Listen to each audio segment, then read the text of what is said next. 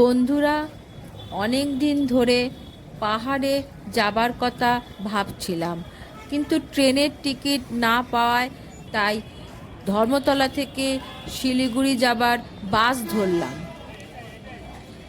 আমাদের গন্তব্য ছিল দার্জিলিং।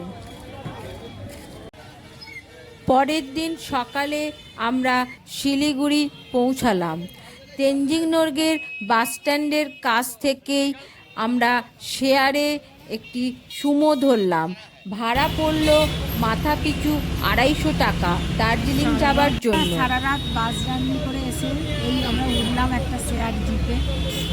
চোখ মুখের অবস্থা ভালো নয়, ঘুমও ভালো হয়নি।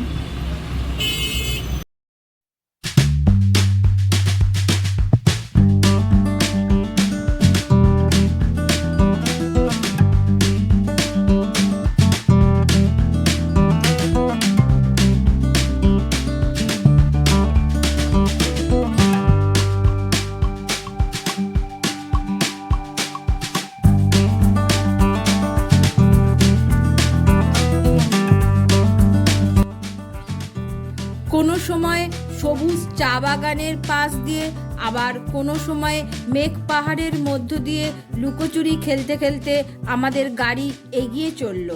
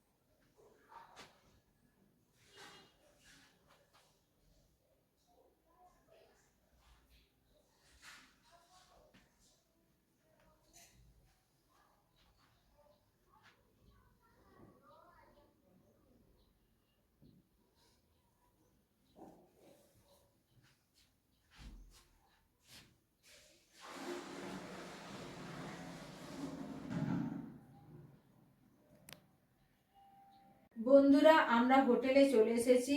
এই আমাদের হোটেল, এবং মল রোড থেকে একটু দূরে হোটেলটি ভালো, আমি ডেসক্রিপশন বক্সে ফোন নম্বর দিয়ে দেবো।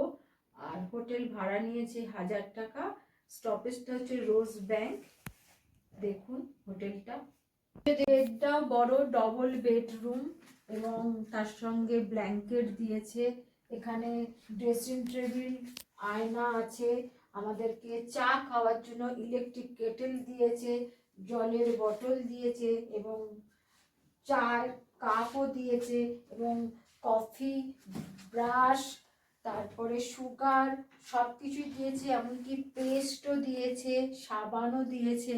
হচ্ছে আমাদের হোটেলের জানালা, এখান দিয়েও দারুণ ভিউটা দেখা যায়, কিন্তু আজকে একটু মেঘলা আছে বলে অতটা দেখা যাচ্ছে না। বাথরুমটাও বেশ পরিষ্কার পরিচ্ছন্ন, ভালোই ভালোই বাথরুম। টিভিও আছে, টিভিও দেখতে পারেন আপনারা। এই হচ্ছে আমার হোটেলের ব্যালকনি বন্ধুরা, আর এইখান থেকে দার্জিলিংয়ের ভিউটা খুব সুন্দর লাগছে। দেখুন আমি দাঁড়িয়ে দেখছি, অসাধারণ লাগছে, তবে একটু মেঘলা আছে তো আকাশ।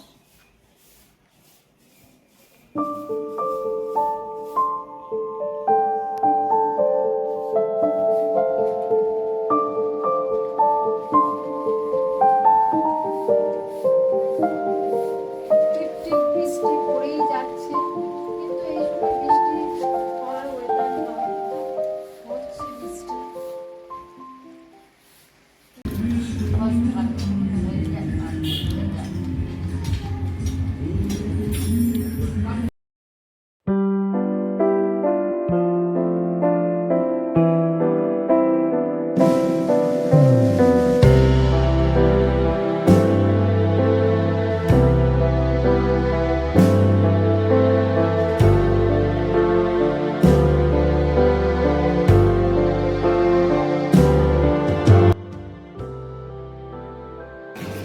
বন্ধুরা, আমরা দার্জিলিং ভ্রমণের প্রথম দিনই চলে এসেছি ম্যালে। এই দেখুন ম্যাল মার্কেট, তবে এখন দুপুরবেলা বলে একটু ফাঁকা আছে, বিকেলের পর থেকে আরও জমজমাট হয়। আর প্রত্যেকটা পাহাড়ি এলাকাতেই একটা করে ম্যাল থাকে, এরকম দার্জিলিংও একটা ম্যাল। আর এখান থেকে কাঞ্চনজঙ্ঘাও খুব সুন্দর দেখা যায়, কিন্তু আজকে একটু ওয়েদারটা মেঘলা আছে বলে অতটা দেখা যাচ্ছে না। আর এই ম্যালের আশেপাশে প্রচুর হোটেল আছে, আপনারা পেয়ে যাবেন 1000, 1200, 1500-র মধ্যে। আমরা অবশ্য একটু দূরে আছি, আর এখানে খাবারও ভালো ভালো রেস্টুরেন্ট আছে, আপনারা খেতে পারবেন।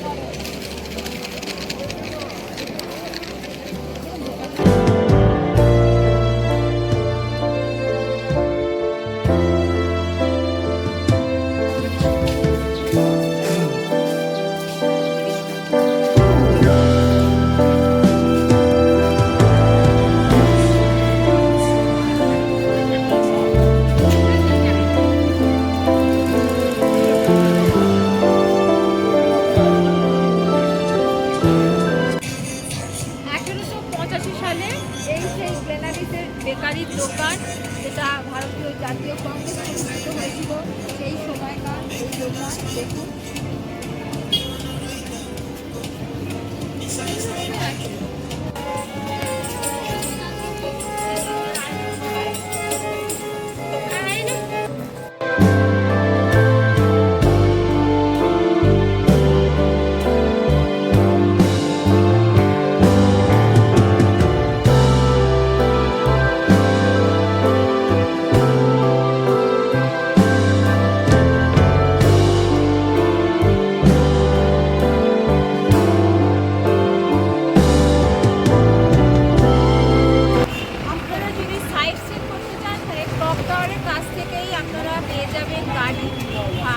ভাড়া পড়বে 2000 টাকা, 7টা পয়েন্ট দেখাবে।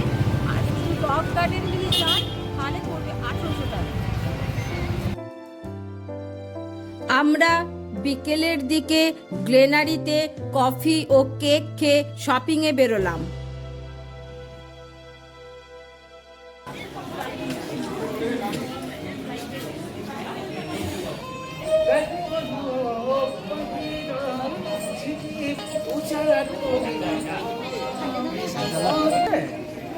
বললামই তো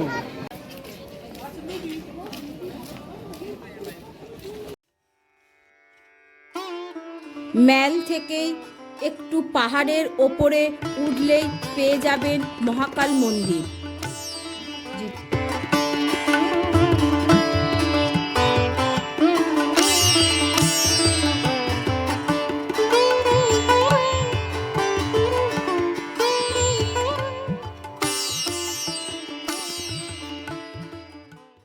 এটা হচ্ছে মহাকাল মন্দির বন্ধুরা, কিন্তু এই মন্দিরটা হচ্ছে হিন্দুদের মন্দির, কিন্তু সব বৌদ্ধদের কত পতাকা দেখুন সব সাজানো আছে।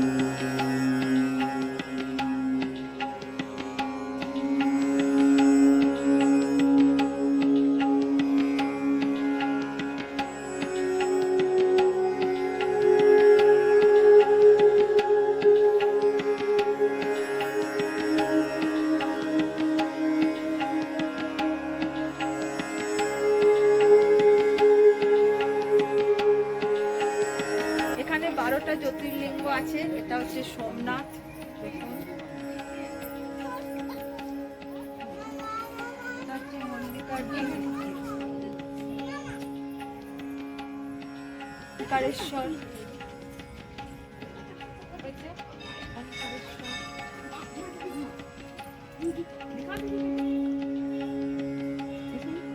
বৈদ্যনাথ, দেওঘর আছে।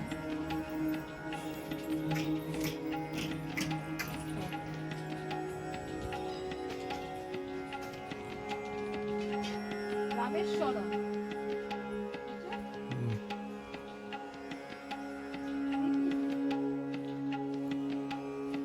নাগেশ্বর, গুজরাটে। বেনারসের কাশী বিশ্বনাথ,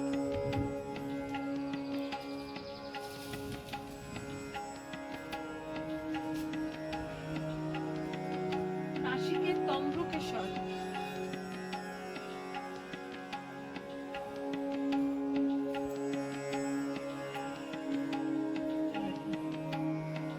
কেদারনাথ,